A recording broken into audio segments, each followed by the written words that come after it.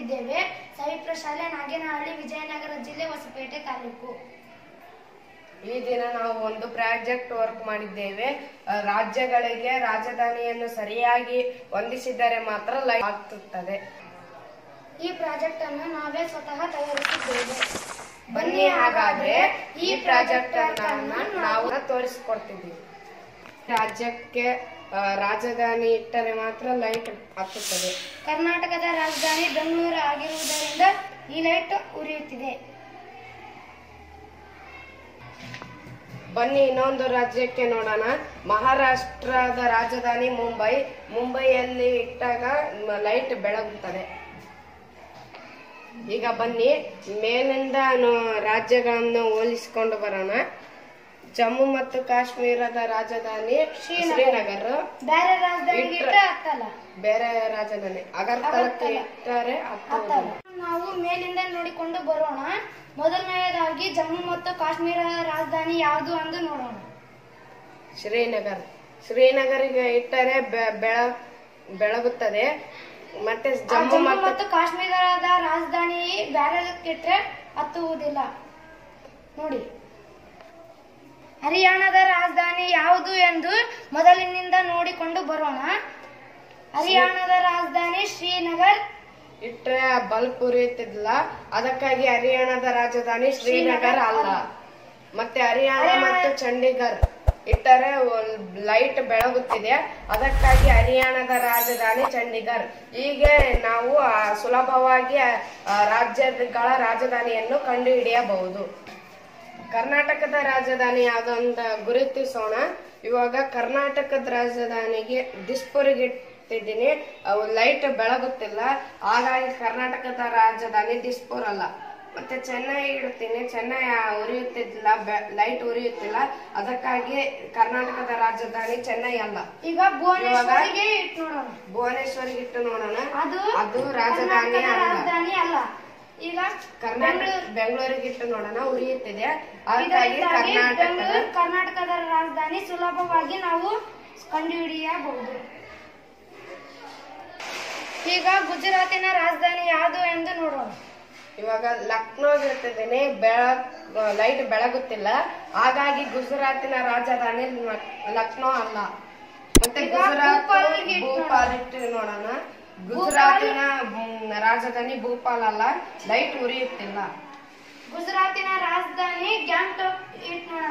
ಗ್ಯಾಂಗ್ಟೋಕ್ ಇಟ್ಟು ನೋಡೋಣ, ಹತ್ತುವುದಿಲ್ಲ, ಅದಕ್ಕಾಗಿ ಗುಜರಾತಿನ ರಾಜಧಾನಿ ಗ್ಯಾಂಗ್ಟೋಕ್ ಅಲ್ಲ. ಗುಜರಾತಿನ ರಾಜಧಾನಿ ಗಾಂಧಿನಗರ ನೋಡೋಣ, ಬೆಳಕು ಉರಿಯುತ್ತಿದೆ, ಅದಕ್ಕಾಗಿ ಗುಜರಾತಿನ ರಾಜಧಾನಿ ಗಾಂಧಿನಗರ ಎಂದು ನಾವು ಸುಲಭವಾಗಿ ಕಂಡುಹಿಡಿಯಬಹುದು. ಈಗ ನಾವು ಉತ್ತರ ಪ್ರದೇಶದ ರಾಜಧಾನಿ ಯಾವುದು ಎಂದು ನೋಡೋಣ. ಇವಾಗ ಗಾಂಧಿನಗರಕ್ಕೆ ಇಟ್ಟರೆ ಲೈಟ್ ಬೆಳಗುತ್ತಿಲ್ಲ, ಹಾಗಾಗಿ ಉತ್ತರ ಪ್ರದೇಶನ ರಾಜಧಾನಿ ಗಾಂಧಿನಗರ ಅಲ್ಲ.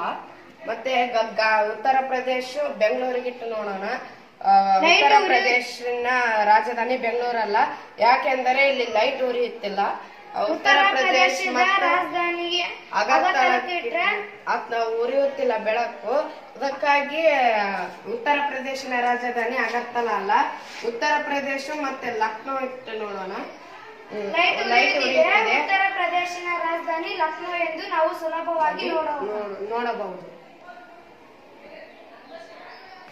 ನಿಮಗಿದು ಇಷ್ಟವಾಯ್ತಲ್ಲ?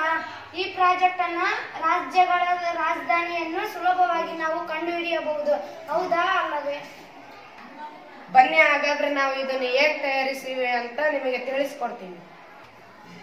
ಬನ್ನಿ, ಈ ಪ್ರಾಜೆಕ್ಟಿಗೆ ಯಾವ್ಯಾವ ಸಾಮಗ್ರಿಗಳು ಬೇಕೆಂದು ತಿಳಿಸ್ಕೊಡ್ತೀವಿ.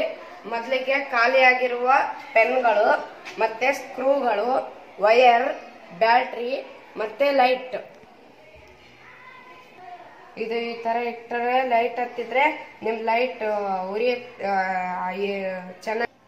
ಮತ್ತು ಈ ಕಾರ್ಡ್ಬೋರ್ಡ್ ಶೀಟ್ಗೆ ಮತ್ತೆ ಡ್ರಾಯಿಂಗ್ ಶೀಟ್ ಹಚ್ಚಿ ಭಾರತ ಮ್ಯಾಪ್ ಬಿಡಿಸಿ ರಾಜ್ಯಗಳನ್ನು ಗುರುತಿಸಿ ಮತ್ತೆ ಅದರ ರಾಜಧಾನಿಗಳನ್ನ ಬರ್ಕೊಂಡಿದೀವಿ.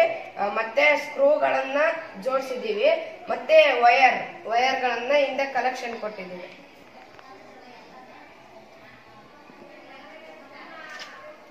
ಇದು ಜಮ್ಮು ಮತ್ತು ಕಾಶ್ಮೀರಕ್ಕೆ ಸ್ಕ್ರೂ ತಿರುವಿವಿ, ಮತ್ತೆ ಅದರ ರಾಜಧಾನಿ ಶ್ರೀನಗರ್ಗೆ ಸ್ಕ್ರೂ ತಿರುವಿ, ಮತ್ತೆ ವೈರ್ಗಳನ್ನ ಸ್ವಲ್ಪ ವೈರ್ನ ತಕ್ಕೊಂಡು ತಾಮ್ರ ತಂತಿ ಬಂದಾಗ ಇದನ್ನ ಸುತ್ತೀವಿ. ಮತ್ತೆ ಇಲ್ಲಿ ಶ್ರೀನಗರ್ ರಾಜಧಾನಿ ಮತ್ತೆ ಇದಕ್ಕ ಸುತ್ತೀವಿ.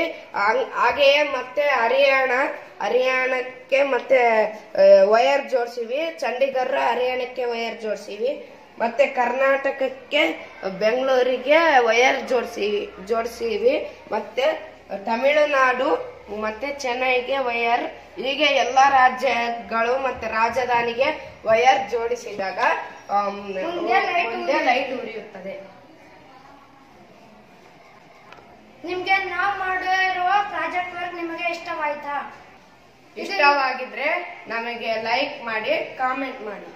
ಈ ಪ್ರಾಜೆಕ್ಟ್ ವರ್ಕಿನ ಮಾರ್ಗದರ್ಶಕರು ಸಬಿನಾ ಟೀಚರ್, ವಿಡಿಯೋ ಸಹಕಾರ Vijay Kumar sir. Thank you for watching my video.